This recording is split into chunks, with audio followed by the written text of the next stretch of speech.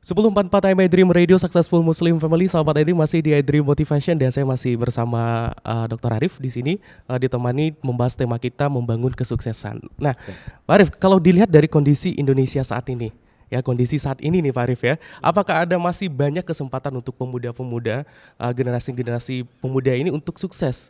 Dan seperti apa agar tetap bisa sukses dalam kondisi Indonesia saat ini? Iya.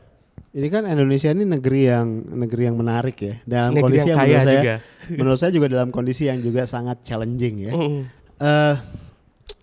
Tergantung menurut saya. Kita mau pakai kacamata pandang positif yang optimis atau negatif yang pesimis.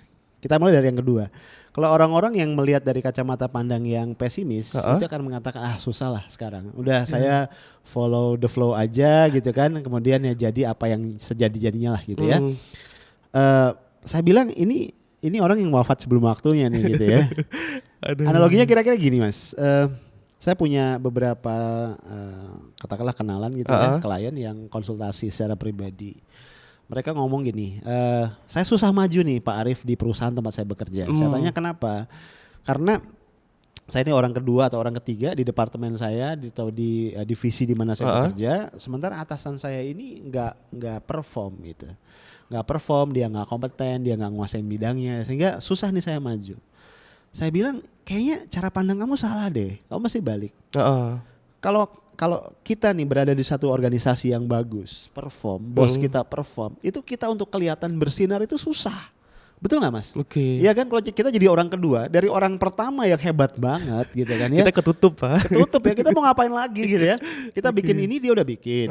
Kita bikin ini dia udah ini. Kita mikir ini dia udah kepikir duluan gitu kan. Basi lu katanya gitu kan. Agak-agak repot ya. Tapi kalau kita jadi orang kedua, orang ketiga, dari orang yang mohon maaf ya nggak pinter gitu ya, katakanlah dia jadi bos karena garis tangan doang gitu. Itu menurut saya adalah ada opportunity besar di situ, asal kita sabar untuk nunjukin bahwa kita kompeten. Dan pada saatnya nanti kita akan jadi orang hebat. Nah, maksudnya dalam konteks Indonesia begini, Indonesia ini kan hari ini kondisinya sangat menantang ya. Dari sisi ideologi, politik, ekonomi, just name it lah. Semuanya. Ada begitu banyak hal yang sangat-sangat challenging. Rupiah kita terus merosot segala macam ya. Banyak ketidakpuasan, masyarakat kemudian terbelah dan lain-lain. Banyak banget masalah. Nah, menurut saya dalam situasi yang kayak gini untuk tampil sebagai orang hebat itu justru terbuka banget peluang. Terbuka banget peluang. Cuma kembali rumuskan dengan clear dari awal formula sukses Anda apa. Dan kemudian fokuslah di situ. Put extra effort di situ, extra miles di situ, dan Anda akan jadi orang hebat. Karena saya sering kali ngelihat challenge dari anak-anak muda ini yang katanya pengen sukses itu adalah kayak supermarket Mas. Semuanya ada gitu loh, dia kerjain semuanya, dia pengen semuanya. Palu gada ya Pak? Palu gada, akhirnya dia gak jadi apa-apa. Mungkin ya sekedar hidup lah bisa ya gitu ya. Tapi dia gak jadi sesuatu yang excellent gitu loh Mas di situ.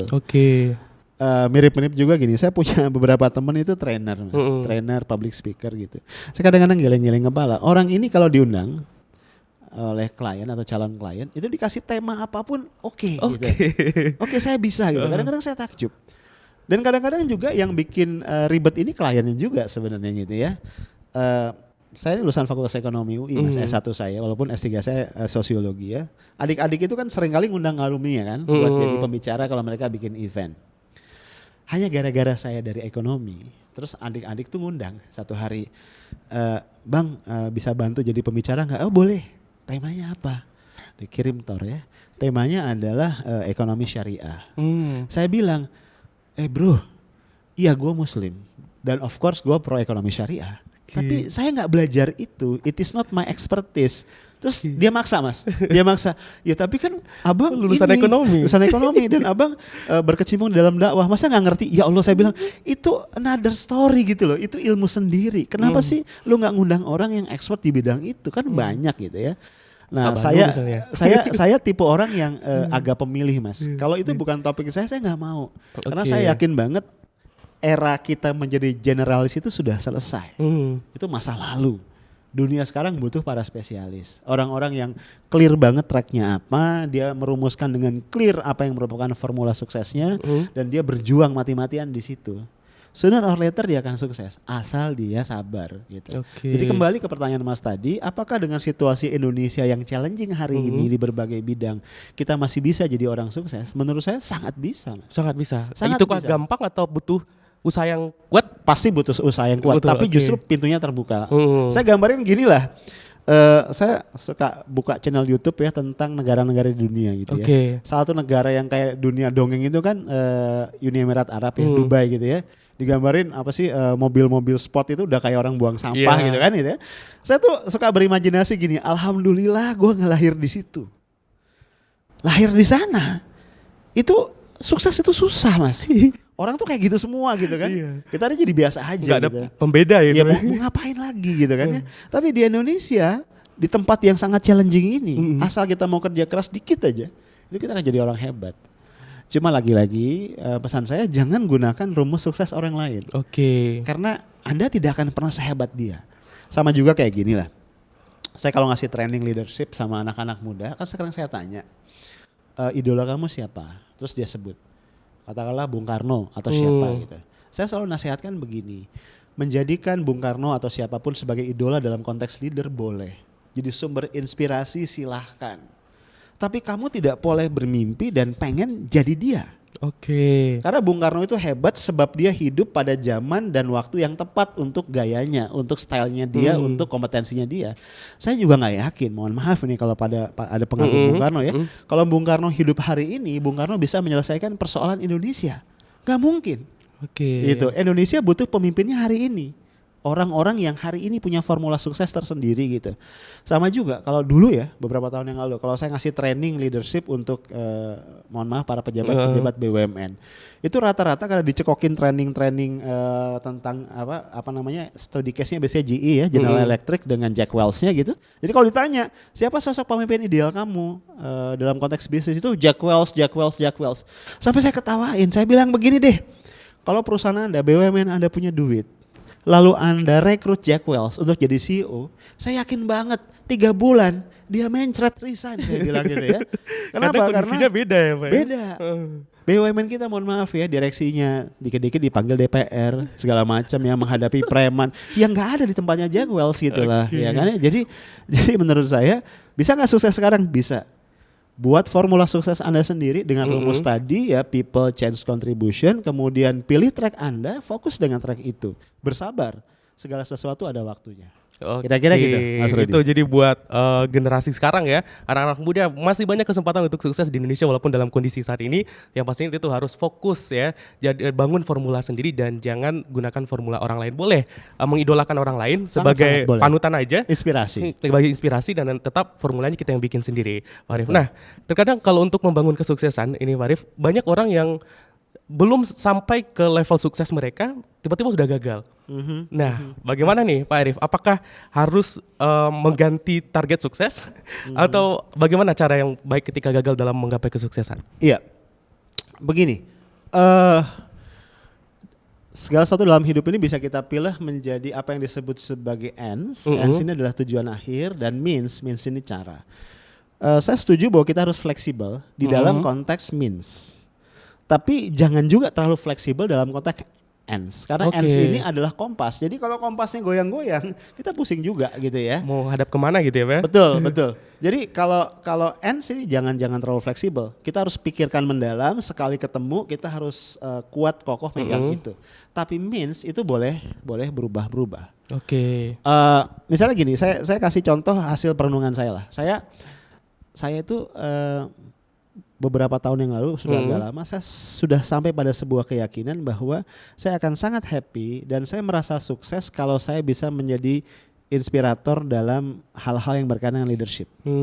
Jadi kalau orang tanya, Pak Arif pengen jadi apa atau apa yang Anda kejar gitu, simpel aja saya bilang, saya pengen jadi guru dari para pemimpin.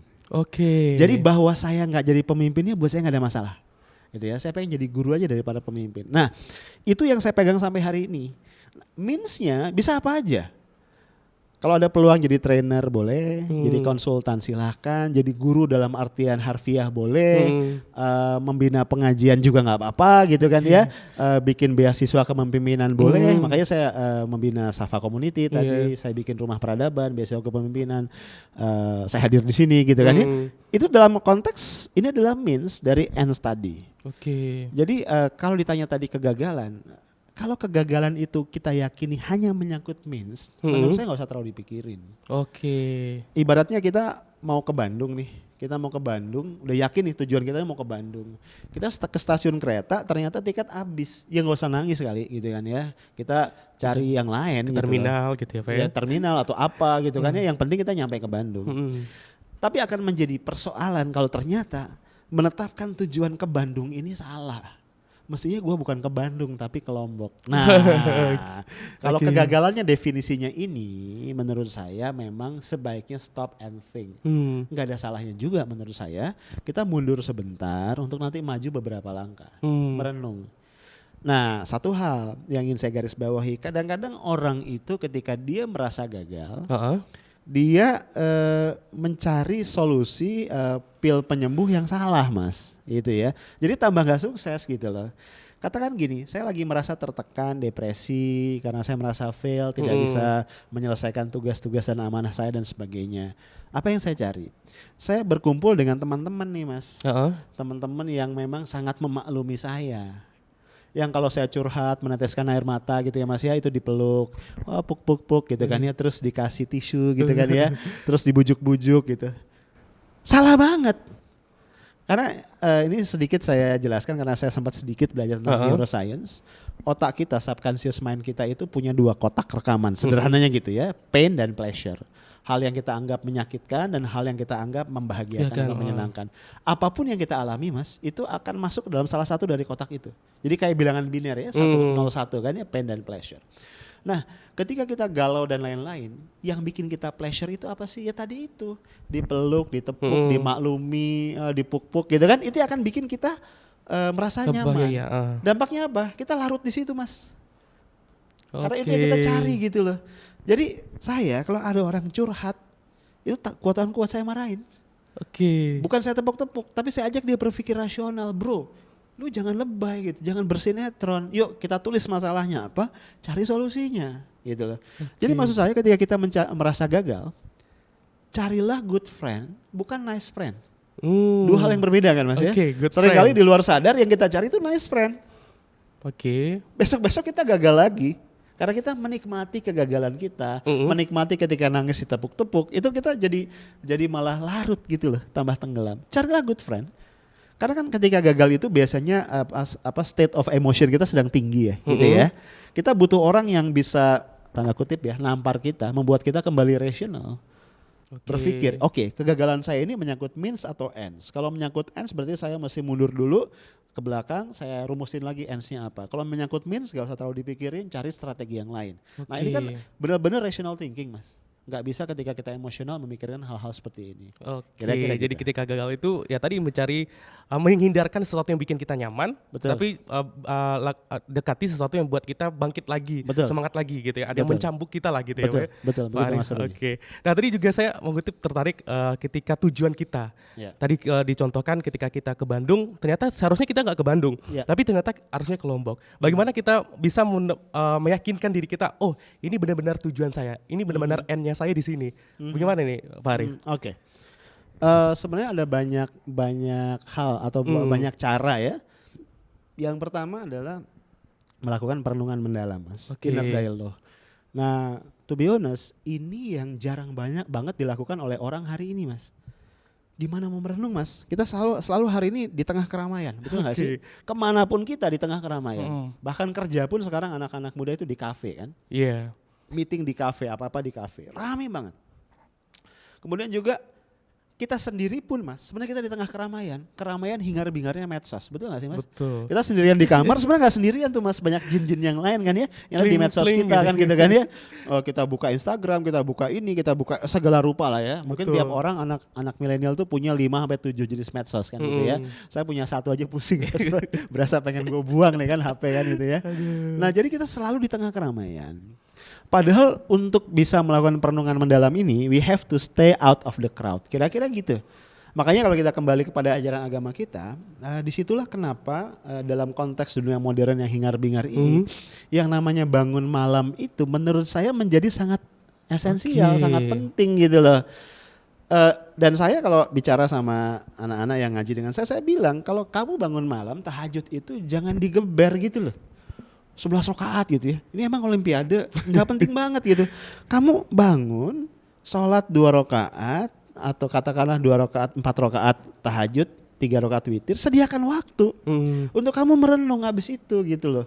Ketika kamu sendiri benar-benar nggak diganggu medsos dan lain-lain, perasaan kamu lagi hati kamu lagi bersih, selesai sholat tahajud itu saat yang terbaik untuk kita merenung. Sebenarnya goal saya itu mestinya apa sih? Dan kita refer balik ke pengalaman-pengalaman dan pastikan goals tadi dibingkai oleh tadi people, change, contribution. Itu satu. Yang kedua, tidak ada salahnya kita minta feedback. Kita minta feedback, tapi mintalah feedback dari orang yang tepat. Nah ini persoalannya ya, sering kita minta feedback dari orang yang nggak tepat nih gitu kan. Dari orang yang ngomongnya manis-manis, kita nggak butuh yang kayak gitu. Kita butuh dari orang yang mampu mengkritik, bicara tajam, bicara apa adanya. Orang-orang yang punya pengalaman hidup yang panjang, sehingga bisa menjadi cermin buat kita gitu. Itu yang kedua.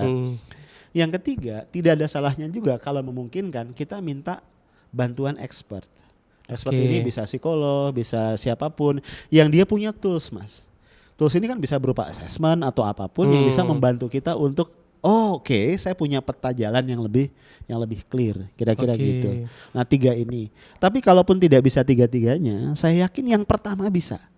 Karena cuman butuh diri kita sendiri dan Tuhan kan, gitu kan ya. Nah seringkali yang pertama ini tidak dilakukan. Nah, kembalilah menemukan waktu-waktu di mana Anda bisa benar-benar sendirian, bicaralah dengan diri Anda sendiri lewat inner dialogue, tapi jangan bicara sendirian di muka umum ya, Mas, agak bahaya gitu ya. Oke, baik, itu jadi intinya buat sahabat Dream dan juga pemuda untuk menentukan tujuan Anda tadi ya. Bangun di sepertiga malam ya, dan jauhkan semua sosmed, beri waktu untuk sendiri untuk merenung dan memastikan apa tujuan kita sebenarnya dan mana goal kita itu apa. Mungkin ada kesimpulan atau closing statement yang disampaikan untuk anak-anak muda yang punya mimpi yang besar saat ini, Pak Arif. Terima kasih Mas Rudi. Sahabat-sahabat semua yang dikasihi, saya ingin meng-highlight beberapa poin. Yang pertama, sukses itu adalah hal yang sangat-sangat pribadi, sangat personal, dan ketika kita sukses, mestinya kita merasa happy. Jadi kalau Anda mengejar sukses dan Anda merasa mendapatkannya tapi Anda nggak happy, cek lagi formula kesuksesan Anda. Itu poin saya yang pertama. Poin saya yang kedua adalah jangan bermain atau menari dengan irama gendang orang lain. Rumuskanlah formula sukses Anda sendiri. Anda boleh saja mengambil inspirasi dari siapapun, dari idola Anda, tapi ingat bahwa Anda bukan dia. Anda adalah pribadi yang utuh. Anda haruslah mengikuti formula sukses Anda sendiri. Jadi kata-kata be yourself menurut saya tetap relevan dalam konteks ini. Nah, yang ketiga adalah rumuskan mimpi yang besar. Rumuskan mimpi yang besar. Tapi ada koridornya nih, ya, supaya mimpi kita itu menjadi sesuatu yang bernilai. Yang pertama adalah formula sukses kita itu harus punya unsur people yang kuat. Jangan sibuk dengan hal-hal yang berkaitan dengan diri Anda sendiri, itu egois namanya dan Anda nggak akan jadi orang besar. Coba Anda cek, tidak ada orang besar yang sibuk memikirkan dirinya sendiri. Dan yang kedua adalah change. Anda harus berpikir bagaimana diri Anda menjadi agent of change, bukan orang-orang yang mencari kemapanan untuk pribadi. Dan yang ketiga, berpikirlah untuk memberi, karena bagaimanapun Nabi mengatakan tangan yang di atas selalu baik daripada tangan yang di bawah. Kalau sekarang saya ditanya kenapa banyak orang korup, Mas Rudi, menurut saya sederhana banget. Karena dari kecil mereka terbiasa berpikir mengambil, bukan berpikir untuk memberi. Dan yang terakhir yang ingin saya garis bawahi berkaitan dengan sukses ini adalah jangan pernah takut pada kegagalan. Kalau suatu hari Anda merasa gagal, stop and think, mundur sebentar ke belakang, cek. Jangan-jangan memang formula sukses Anda belum cukup solid. Karena itu momen-momen di mana Anda sendiri stay out of the crowd adalah momen-momen yang sangat berharga di mana Anda memformulasi ulang formula sukses Anda. Orang yang gagal, orang yang sungguh-sungguh gagal menurut saya adalah orang yang takut gagal dan kemudian dia takut untuk merevisi kegagalannya. Itu saja Mas Rudi. Oke, baik, menarik sekali sahabat Edim. Jadi untuk Anda yang pengen sukses itu tadi sudah dikasih formulanya, dan pastinya tadi banyak intinya yang pastinya kebermanfaatan kita untuk orang lain, dan kemudian juga Anda boleh memiliki idola, tapi jangan jadikan formula mereka untuk menjadi formula sukses Anda.